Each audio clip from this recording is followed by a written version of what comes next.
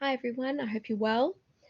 I'm just doing a recording tonight as no one was able to join me, and I'm just going to be breaking down just some important things from Learning Unit 2 and 3 that I just want to make you aware of, or that I think are important in terms of your part and your POE. I will be starting to speak to those in upcoming lectures. They're only due in May and June, so it's not something, thankfully, that we need to worry about right now, but I will be starting to speak to those in our next collab. So when we're looking at Learning Unit 2, what we need to think about is the concept of culture and working within a business culture and how to work with other people that are different from you but still be respectful of one another. So what's important in this particular learning unit for Learning Unit 2 is understanding about a work environment and what needs to be taken into consideration in terms of our communication. So if you look at some of the active learning for this particular question, for this particular learning unit, what it speaks to is the concepts of your intercultural communication, what the advantages are of a diverse workforce, what some challenges could be, and also gets you to think about what does culture mean to you. So what's incredibly important in this is to think about your culture and what for you determines the concept of culture, but also then looking at cultures around us.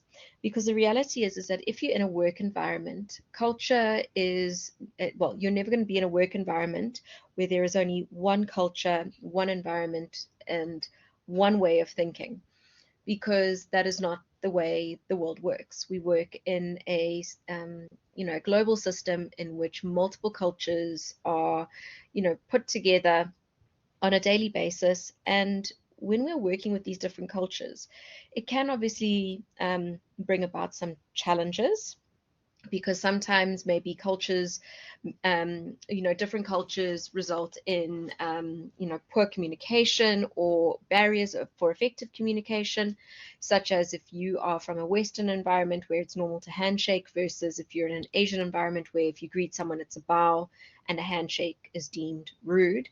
It's all those little nuances that it's very cultural specific, but at the same time, we need to be aware of those cultures, and we need to be aware of the different environment in which we are working. So what's really important to think about is how to ensure that we never are in a position to offend people based on culture and based on someone's point of view. So our intercultural communication is so important in any working environment, because if we have effective intercultural communication, and if we're able to respect other cultures that are different from our own, we're able to work effectively together, and we are able to work effectively to reach a common goal. So that's super important. And if you have a look at figure 3.1, these are what we say, what the textbooks highlights as the major dimensions of cultural diversity. And it can be context, your law and ethics, so how something is legal in one country but not another. Our social customs, so what is deemed socially acceptable for some might not be for others. Our non-verbal signals, again, such as a handshake or crossed arms versus arms at sides. Our age, and a lot of people don't think about that, but how people of different ages view certain situations or how they interact with one another. So maybe someone of an older generation would be a bit more stoic and a bit more formal, where someone of a younger generation would be more informal and casual in the way in which they interact with others. We know that our gender clearly impacts the way in which we see the world and engage, because if you are in an environment which is predominantly male and you're female, there might be issues that arise, or it could just be that you need to make sure that you are respecting other genders, as well as making sure we don't place people into little boxes based on their gender. Religion is obviously a big one because we have a major diversity of religions within our world. And then also something we need to think about is ability. So, you know, someone who is in a wheelchair or maybe has a prosthetic will see the world differently to someone who is able-bodied. And it obviously will then impact the way in which we communicate to one another. So, for example, if you're dealing with someone who is in a wheelchair, maybe out of respect, you will end up sitting on a chair so that you're still seeing them at eye level instead of maybe standing up and looking down upon them, because obviously that is never a good thing. So when you are working through this particular learning unit, just make sure you look at the multiple aspects that influence our culture and the way in which we engage with one another.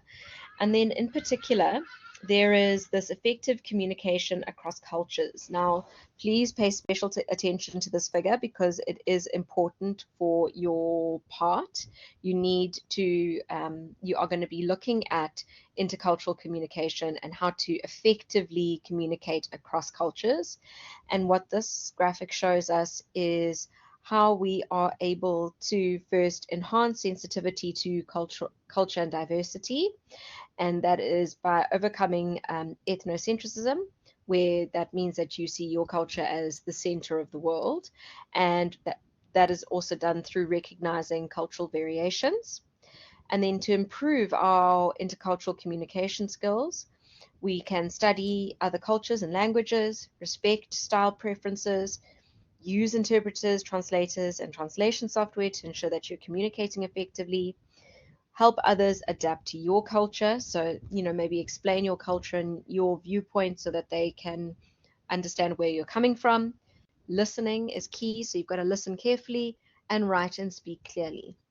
So this graphic and the elements that are found within it are important for your part. All right.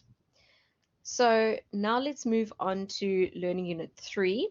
And I sent out an announcement this week about it, talking to the fact that it is focusing on the audience. So with this particular learning unit, there's multiple aspects that are actually important when it comes to your part as well as your POE.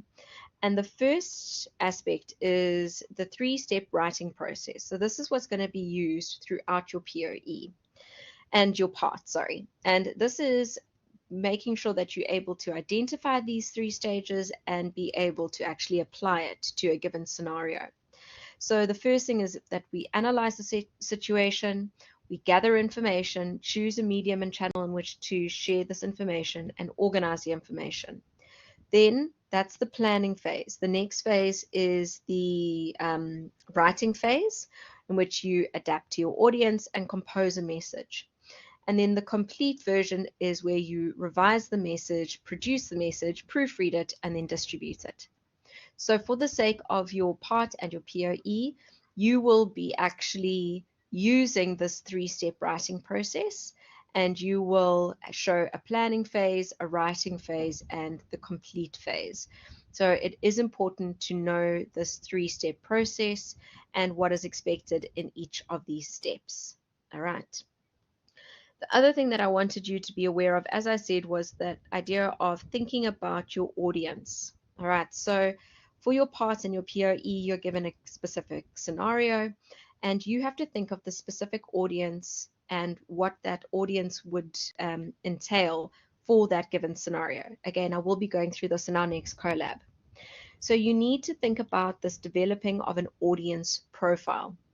So you have to identify who you think your primary audience is, determine the audience size and geographic distribution. So is it across the world? Is it across a specific province or country?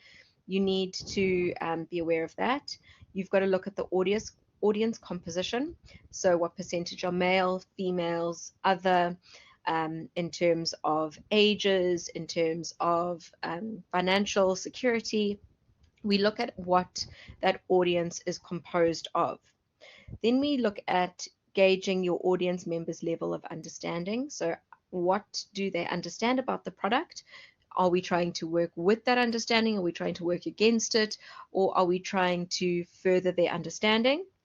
We've got to look at the audience's expectations and preferences with regards to your particular product, and then forecast probable audience reactions. So whenever you are creating a product or promoting a product, it's always about thinking about how the audience is going to react. And the idea is that as the person who is working with the marketing campaign and everything, you should be able to predict how that audience is going to react. So again, for the sake of your POE, for your sake of your part and your POE, you need to understand that idea of an audience profile. Then we need to think about how you're gathering information. So, where are you getting your information from for your assessments? So just make sure that when you start to do some research on the part and the POE, that you are using sources that are credible, that are relevant, and that make sense. And the other things you need to consider, you need to think about uncovering your audience's needs, find your focus, provide required information, and also selecting the best combination of media and channels. If you have all those things in mind, you are then going to create content that is effective and is going to reach your target audience. And if you have a look at this table 4.1, where it talks about your medium or your channel combinations, the advantages and disadvantages. I just want you to read over this because it's going to help you again for your part and your POE. All right. Then when you are thinking about the mobile channels, the digital channels that can be used for communication, we need to think about the richness of that chosen media. They're not meaning money rich, they're meaning the value added aspect. We need to think about the formality, how formal one needs to be depending on the product. We have to think about the media and the channel limitations. So, that's only, maybe you choose to use Facebook as a means of communication, but that only reaches a small percentage of society. What about TikTok and Twitter and Instagram and so on? You need to think about the urgency. So how quickly this information needs to go out to the audience, the cost, the audience preferences, as well as security and privacy. So these are all important to take into consideration when we are thinking about sharing a message and communicating with the audience. All right. And then finally, I just want you guys to think about the important factors when you're sharing a message. So the first thing is that you need to organize your information. It's got to make sense and it's got to have a logical flow so that your audience understands what is going on.